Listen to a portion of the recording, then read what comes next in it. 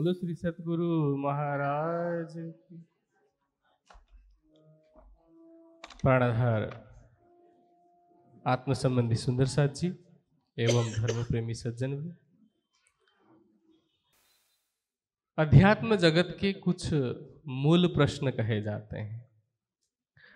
उन प्रश्नों की शुरुआत ही होती है स्वयं की पहचान से कि मैं कौन हूं। बाकी सब प्रश्न उसके साथ जुड़ते चले जाते हैं। किरंतन की वाणी में जब हम प्रवेश करते हैं तो उसकी पहली ही चौपाई है, पहले आप पहचानो रे साथ, कि स्वयं की पहचान करो।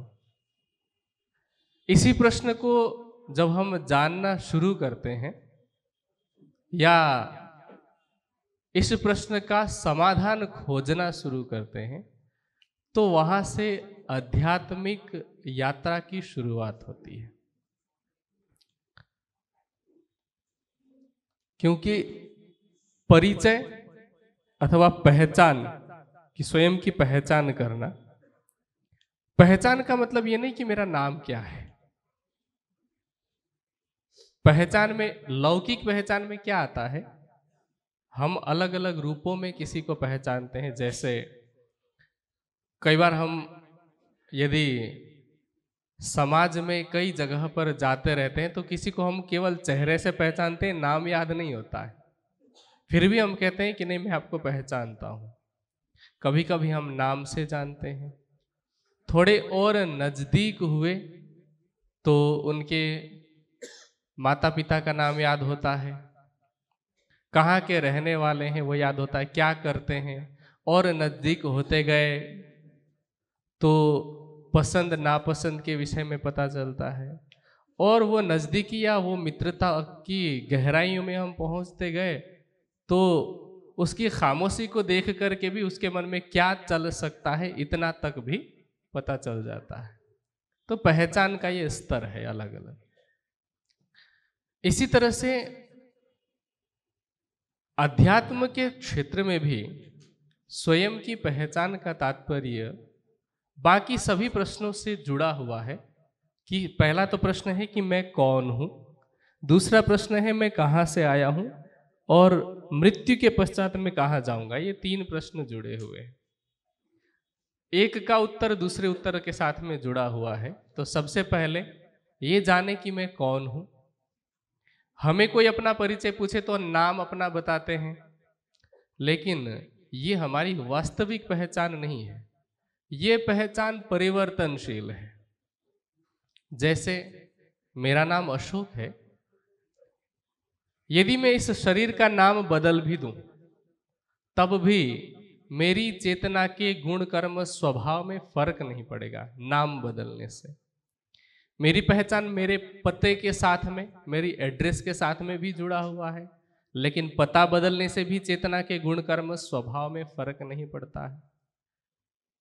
हो सकता है कि मेरे व्यवसाय के साथ में, मेरे प्रोफेशन के साथ में मेरी पहचान जुड़ी हो, लेकिन यदि मैं प्रोफेशन भी बदल दूं तब भी मेरी चेतना के गुण कर्म स्वभाव में फर्क नहीं पड़ेगा।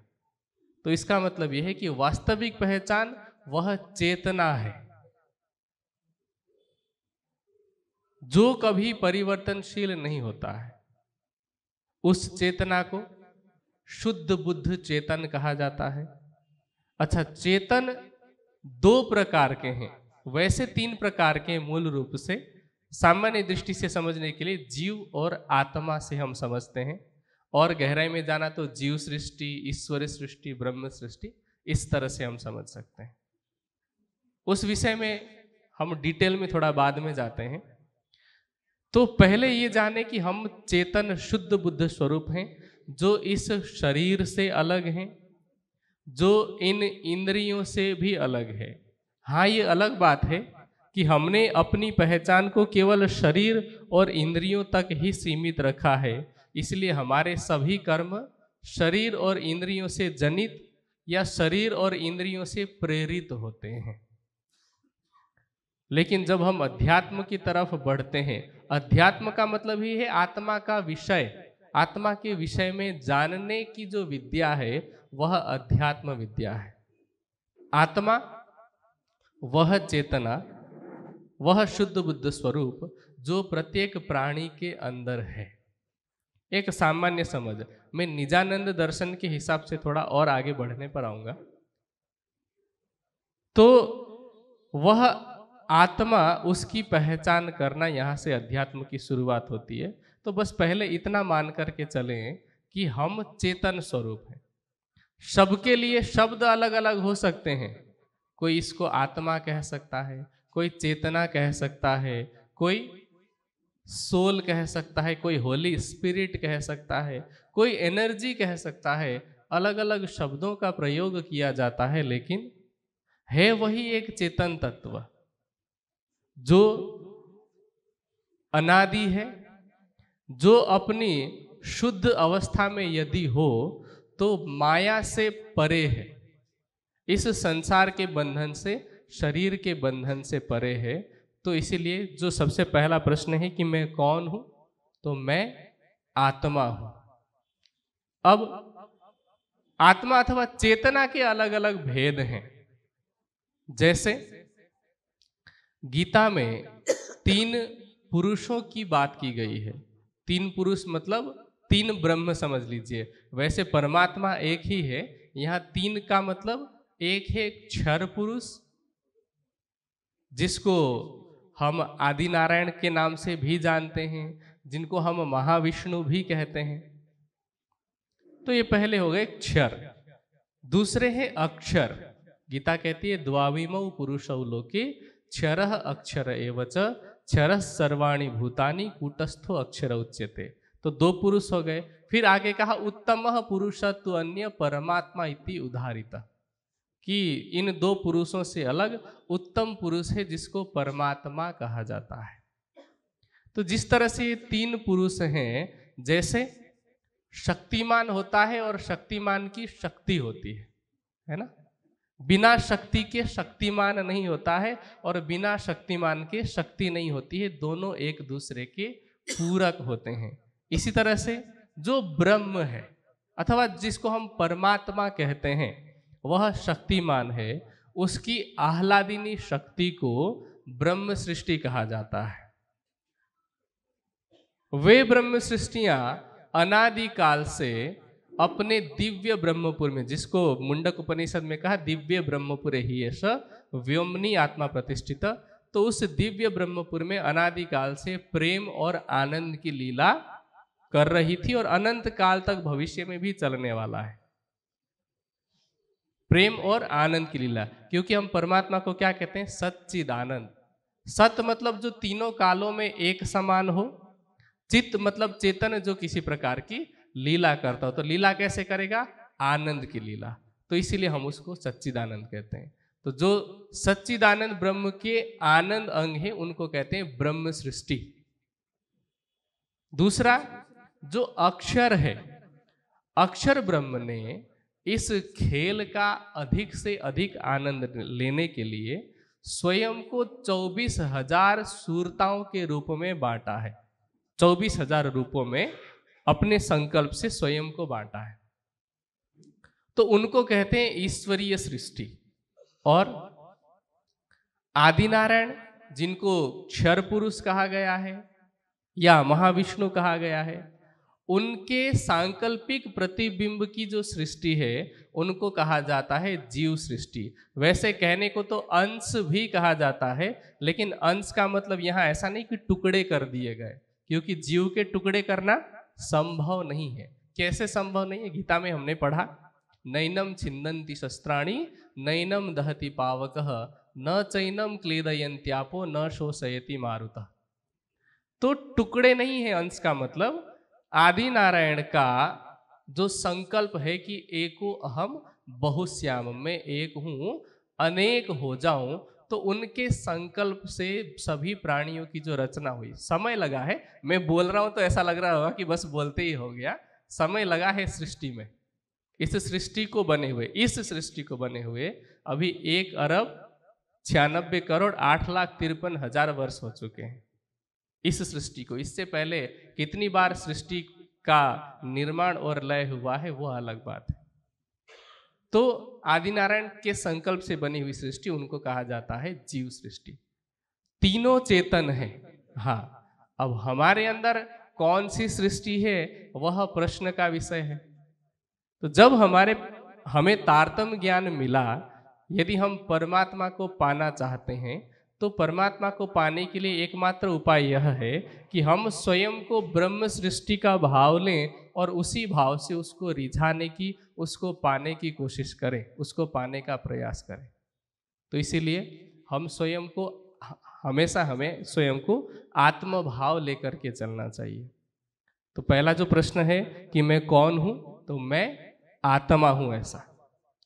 अगला प्रश्न कि मैं कहां से आया हूं, तो आत्मा का जो शुद्ध स्वरूप है, वाणी कहती है जो मूल स्वरूप है अपनो जाको कहिए पर आत्म। तो आत्मा का जो मूल स्वरूप है वह परात्म है, जो कि दिव्य ब्रह्मपुर क्षर और अक्षर दोनों से परे परम धाम में विराजमान है।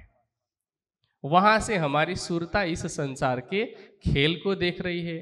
जीव आदिनारायण का सांकल्पिक प्रतिबिंब है, तो उनका मूल है स्वयं आदिनारायण, और उनका भी मूल देखें तो अक्षर ब्रह्म का मन अव्याकृत, और ईश्वरी सृष्टि का जो मूल है वह स्वयं अक्षर ब्रह्म है, तो उनका मूल सत्स्वरूप समझ सकते हैं। और अगला प्रश्न है कि मृत्यु के पश्चात मैं कहाँ जाऊंगा। ये कर्म पर निर्भर करता है। ऐसा नहीं कि मृत्यु के बाद जाने की निश्चित जगह है, ऐसा नहीं है।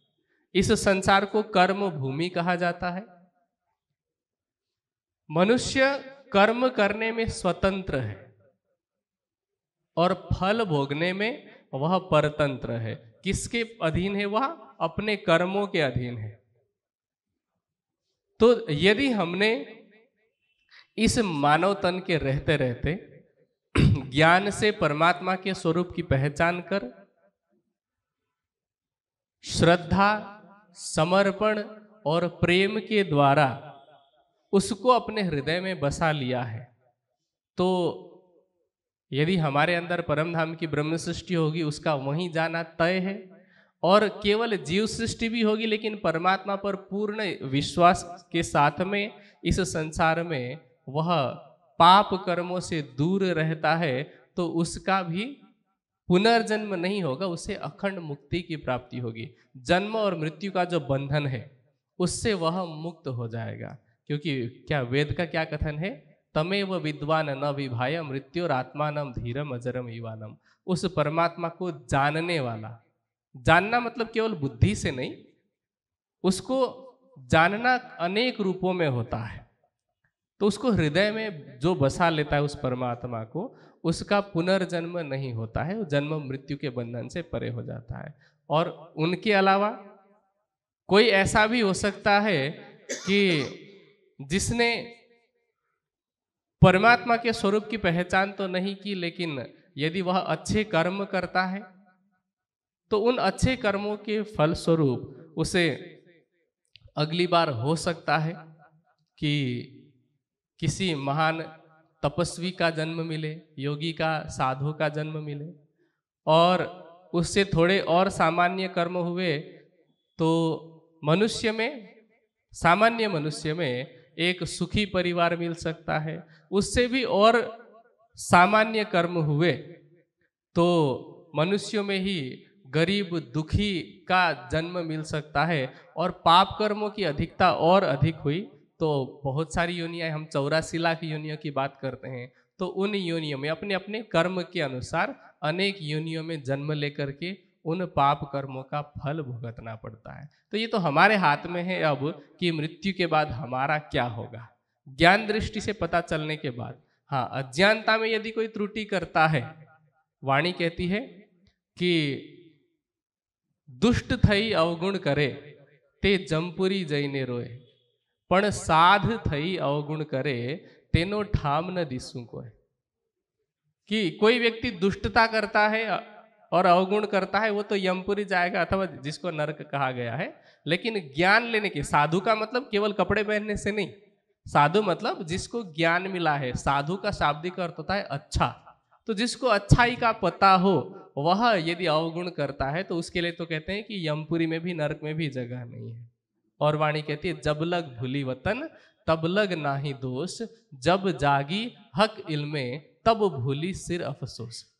तो अज्ञानता में की हुई जो गलती है उसके लिए तो क्षमा हो सकता है, लेकिन एक बार ज्ञान प्राप्त करने के बाद यदि हम कोई गलत कार्य करते हैं तो फिर वो हमें पता चल जाएगा कि मृत्यु के बाद हमारा क्या होगा। और मैंने बहुत सारे लोगों का जो अनुभव है, व्यक्तिगत अनुभव भी सुना है, और धर्म ग्रंथों के स्वाध्याय से भी इतना पता चलता है कि मृत्यु से कुछ समय पहले मनुष्य अपने जीवन भर में किए गए सभी कर्मों को दोहराता है।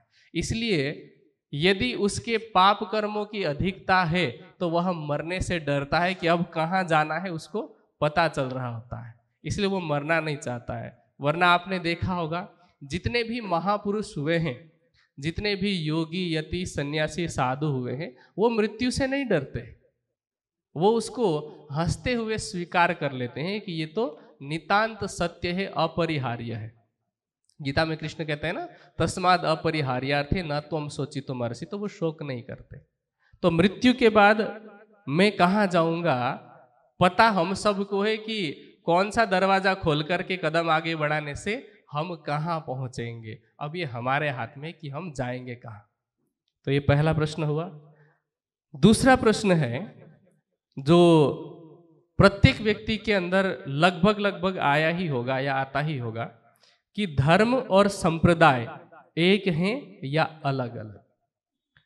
देखिए, धर्म और संप्रदाय ये दोनों अलग अलग है, धर्म एक है। धर्म का मतलब होता है गुण, धर्म का तात्पर्य होता है स्वभाव, या धर्म का तात्पर्य होता है धारण करना।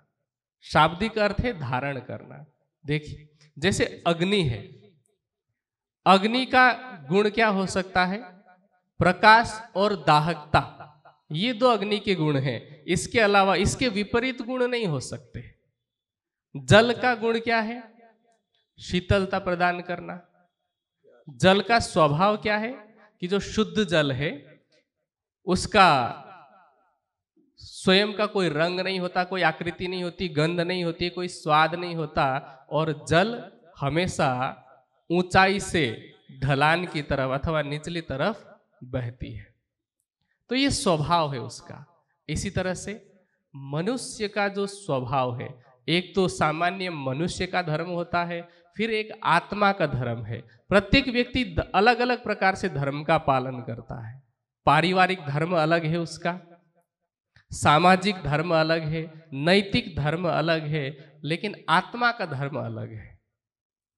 सामान्य रूप से धर्म के 10 लक्षण कहे जाते हैं, और ये 10 लक्षण ऐसे हैं जिनको दुनिया के किसी भी संप्रदाय का व्यक्ति नकार नहीं सकता है। संप्रदाय अलग अलग है, धर्म एक है। संप्रदाय कितने होंगे? आपने सुना होगा हिंदू, मुस्लिम, सिख, ईसाई, जैन, बौद्ध, यहूदी, कन्फ्यूशियस, ये इतने सारे आप लोगों ने धर्म के नाम पर सुने होंगे, लेकिन ये वैसे भी पंथ है, धर्म एक है। अब इनमें भी हिंदुओं में आप देखेंगे तो वैष्णव है, शैव है, शाक्त है, इसी तरह से वाम पंथ है, वाम मार्ग है, ऐसे अनेक मार्ग हैं। मुसलमानों में देखेंगे तो शिया है, सुन्नी है, सूफी है, बहाई है, बरेलवी है, वहाबी है, देवबंदी है, ऐसे अनेक 72 फिरके कहे गए हैं। ईसाइयों में भी देखेंगे तो उसमें रोमन कैथोलिक है, प्रोटेस्टेंट है, मेथोडिस्ट है, सेवेंथ डे एडवेंटिस्ट है, ऐसे कम से कम 13-14 मत होंगे। बौद्धों में देखेंगे तो हीनयान है, महायान है, जैनियों में दिगंबर है, श्वेतांबर है। इस तरह से धर्म एक है, पंथ अलग अलग हैं जिनको हम संप्रदाय कहते हैं, और संप्रदाय में भी अनेक विभाजन है। अब प्रश्न ये होता है कि धर्म फिर कौन सा है, कौन सा धर्म सही है? जब इतने सारे अलग अलग हो रहे हैं तो धर्म वह सही है जिसको धर्म ग्रंथों में बताया है, जिसको आपकी अंतरात्मा सही है ऐसी साक्षी देती है। धर्म को पहचानने के लिए 4 मार्ग बताए गए हैं: श्रुति, स्मृति, सदाचारः स्वश्च प्रिय आत्मनः एतत् चतुर्विधम प्राहु साक्षात धर्मस्य लक्षणम। श्रुति अर्थात वेद का कथन, चार वेद हैं सबको पता है, तो चारों वेदों का कथन श्रुति में आता है। स्मृति अर्थात धर्म शास्त्रों का कथन, जैसे उपनिषद, दर्शन आदि, मनुस्मृति आदि, ये सब स्मृति में आ गए। सदाचार, सदाचार मतलब अच्छे आचरण, और स्वस्थ प्रिय आत्मनः मतलब अंतरात्मा की गवाही। अंतरात्मा की गवाही इन सब में अत्यंत महत्वपूर्ण है, क्योंकि जब तक हमारी अंतरात्मा साक्षी नहीं देती, आपको लाखों प्रमाण भी दे करके बताएंगे कि ये गलत है, हम नहीं छोड़ेंगे। वाणी ने बहुत सरल भाषा में कहा, जो लो आत्म न देवे साख, तो लो परबोध दीजे 10 लाख। तो अंतरात्मा की गवाही अत्यंत आवश्यक है। आप सबने कितनी ही बार सुना होगा कि क्या सही है और क्या गलत है। दुर्योधन क्या कहता था, जानामि धर्मम न चमे प्रवृत्ति ही, जानामि अधर्मम न चमे निवृत्ति। वो जानता था धर्म क्या है, फिर भी उसकी अंतरात्मा उसको अपना नहीं पा रही थी, और वो जानता था कि अधर्म क्या है, फिर भी उसको छोड़ नहीं पा रहा था। तो अंतरात्मा की गवाही का भी अपना महत्व है धर्म के क्षेत्र में। तो ये 4 तरीके से हम धर्म को जान सकते हैं और उसको समझ सकते हैं। अब सवाल ये है कि धर्म के जो लक्षण है 10, वो कौन कौन से? आप हिंदू धर्म ग्रंथों में भी धर्म के 10 लक्षण बताए हैं। आप पश्चिमी जो सभ्यता है, ये जिसको हम कते परंपरा कहते हैं, जिनमें यहूदी, ईसाई और इस्लाम तीनों मत आते हैं, उसमें भी धर्म के 10 नियम बताए हैं। हाँ, शब्द अलग अलग है, लेकिन इन जो 10 लक्षण मनुस्मृति में बताए, उनको कोई भी व्यक्ति, यहां तक कि नास्तिक व्यक्ति भी नहीं कह सकता कि यह गलत है। तो धर्म के जिन लक्षणों को संपूर्ण मानव स्वीकार कर सकता है, वो वास्तव में धर्म है कि नहीं? कोई ना नकार सके, वही तो धर्म है ना।